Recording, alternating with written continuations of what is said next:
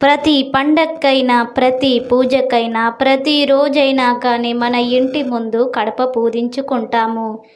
పసుపులో అసలు సాక్షాత్తు లక్ష్మీదేవే ఉంటుంది. అందుకే మన కడపకి ఏ దుష్ట శక్తులు రావద్దు అని ఇంటి ముందు కడప పూజిస్తూ ఉంటాము. పసుపు రాసి ముగ్గు బొట్లు పెట్టి, ముగ్గు బొట్ల మధ్యలో కుంకుమ బొట్లు పెట్టాలి. ఈ బొట్లు ఎంతో అందంగా కనిపిస్తుంది మన గడపకి. అలాగే గడపపై ఒక అందమైన డిజైన్ని ముగ్గుతో వేయండి.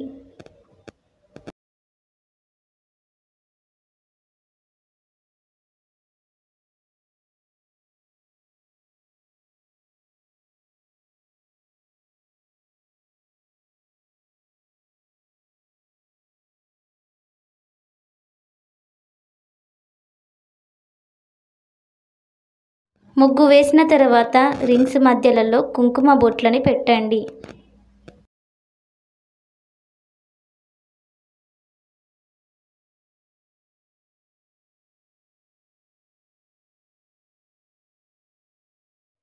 కుంకుమ బొట్లు పెట్టిన తర్వాత పసుపుతో ఇలా చుట్టూ వేయండి.